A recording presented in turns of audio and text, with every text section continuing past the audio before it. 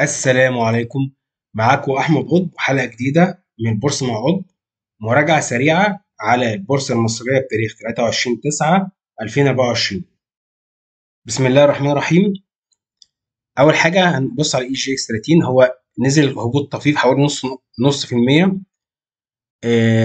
الكام نقطة اللي نزلهم دولت، هو ال EGX 30 عمل على الفريم نص ساعة، يعني شكل دبل توب أو قمتين مزدوجتين. القمتين دولت معناه ان المفروض السوق يروح عنده مستهدف هبوطي 30800 الى 30670 عشان يلاقي مشتري.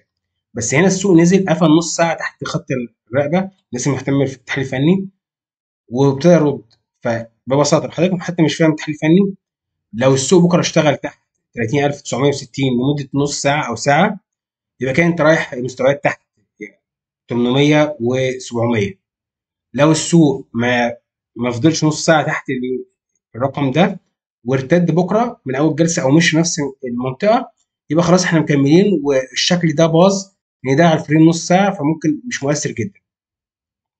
عموما اي هبوط في الغالب هيبقى فرصه ان انت حضرتك تشتري. اي جي اكس 30 ده، اي جي اكس 70.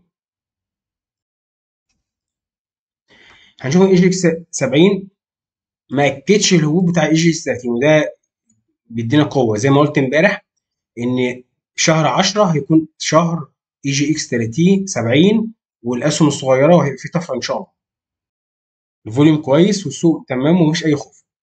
النهارده الافراد اهتموا خمس اسهم: القاهره للزيت والصابون، القلعه، واوراسكوم الماليه، والسبيد ميديكال. كنت اتكلمت امبارح على سبيد ميديكال واوراسكوم الماليه، والحمد لله طلعوا زي ما انا قلت. لو حضرتك اتفرجت على حلقه امبارح، وماشيين كويس جدا في مسار صاعد. خلينا نتكلم بس النهارده على القاهره للزيت والصابون والقلعه. القاهره للزيت والصابون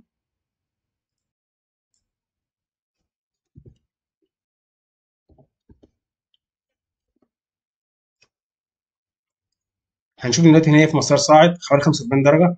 خلي بالك، هي عندي دلوقتي اللي عايز يشتري يقدر يشتري ويخلي وقف خسارته 23 قرش. طول ما هي فوق 23 قرش تحافظ عليه.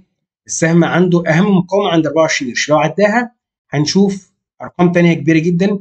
الفوليوم فيه داخل محترم، مفيش مشكله، بس هي 24 قرش دي اهم حاجه. محتاجين نغلق يعني يوم الخميس الجاي فوقها. هنشوف السهم ده في حته تانيه خالص. نخلي بالنا السهم ده كان في يوم من الايام بجنيه و60 قرش، واخر طلعه كانت ليه في شهر يناير كان عامل 37 قرش. يعني من هنا ل 37 قرش حضرتك بتتكلم في اكتر من 50% مكسب. فلو انت حبيت تشتري، انا شايف ان الشراء دلوقتي كويس جدا، وفي الخساره قريب، يعني مش بعيد. فنسبه المخاطره قليله. 23 قرش هو دلوقتي قافل الجلسه على 23 قرش ونص، يعني انت هتخسر نص قرش في كل سهم. 5 مليم يا بلاش، والله فرصه ممتازه. بس اهم حاجه تلزم بقى في الخساره. لو كسر ارمي على طول السهم، ما كسرش احتفظ بالسهم، ربنا يكرمك فيه ان شاء الله. بعد كده القلعه. طبعا القلعه سهم ممتاز، بيتحرك بسرعه قويه جدا. صفى ديونه، او اغلب ديون الشركه صفاها. دلوقتي هو عند ارتكاز رئيسي، برضه هو فرصه. في مشتري دخل فيه، وفي خسارته قريب عند 2 جنيه و14 قرش، وهو قافل الجلسه على 2 جنيه 25 قرش، يعني 10 قروش في السهم خساره لو حصل حاجه. يبقى انت لو اشتريت من الاسعار دي ده ممتاز، لانه في اي وقت ممكن يتحرك ويجيب اول هدف ليه اللي هو عند 2 جنيه 25 قرش، يعني 25 قرش مكسب، يعني 2 الى 1 نسبه المكسب والخساره. فدي فرصه ممتازه. السهم سريع وحركته سريعه، ولما بيتحرك محدش بيشوفه. دي كانت مراجعه سريعه على مؤشرات البورصه المصريه. عايزك تصلي على النبي وتعمل لايك وسبسكرايب للقناه وتتابعني ان شاء الله في كل جديد.